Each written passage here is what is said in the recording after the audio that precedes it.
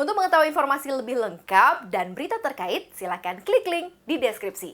Dan jangan lupa untuk install aplikasi CNBC Indonesia yang tersedia di App Store dan Play Store. Dan jangan lupa subscribe ya. Kalau kita lihat ini PMI Manufacturing bulan November ini juga menunjukkan bahwa kembali masuk dalam fase ekspansif ya setelah 2 bulan sebelumnya, bulan September Oktober masuk dalam fase yang kontraktif ya. Artinya kalau kita lihat dari sisi produksinya tentunya ini menjadi suatu hal yang positif ya, mengingat kapasitas produksi dari industri manufaktur cenderung sudah mulai meningkat, orderan ataupun ya pesanan baru ini juga cenderung ada incoming orderan baru, dan yang berikutnya juga dari sisi kapasitas produksi penggunaan dari tenaga kerja pun juga ini cenderung trennya kita harapkan juga meningkat ya. Tapi pertanyaannya apakah ini akan pergerakan dari PMI manufacturing ini akan sustain gitu ya, karena tentunya yang kita lihat di bulan September dan Oktober ya, pada saat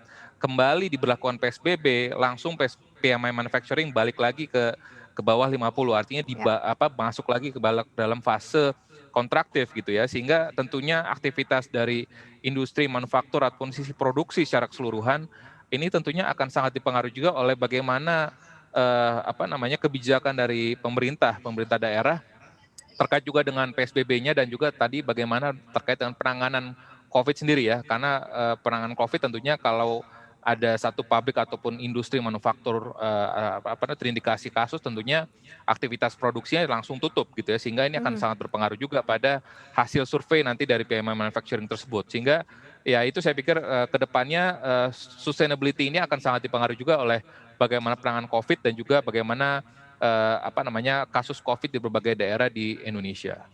Ini kan juga beberapa data PMI beberapa negara kan juga sebenarnya menunjukkan fase perbaikan begitu sebenarnya, Mas. Nah, ini kalau kita coba lihat dari sisi data ini begitu, apa yang masih harus bisa lebih diimprove? Karena kan memang angka 50 sebenarnya sudah cukup baik secara keseluruhan karena adanya ekspansi begitu ya. Tapi apa yang harus bisa menjadi improvement untuk Indonesia sendiri begitu? Karena compare di beberapa negara lain seperti China, awal mula kasusnya juga sudah sangat ekspansif saat ini.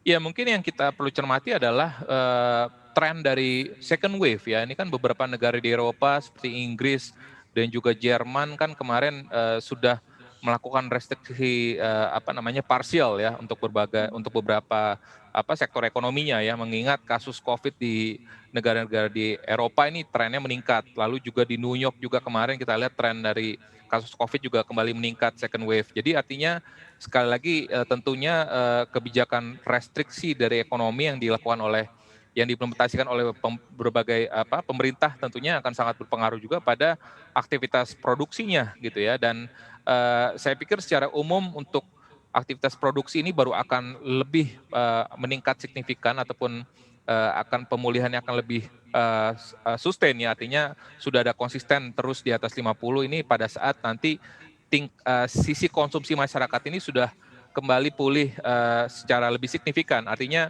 tentunya yang ditunggu-tunggu adalah implementasi vaksinasi ini yang sudah digadang-gadangkan sejak satu bulan terakhir ini mungkin ya. Ini dikabarkan akhir tahun ini kah ataupun nanti baru mulai tahun depan. Tentunya ini akan sangat mempengaruhi juga ya optimisme dari konsumsi masyarakat, sehingga pada akhirnya akan terefleksi juga pada aktivitas produksi dari sisi perekonomiannya.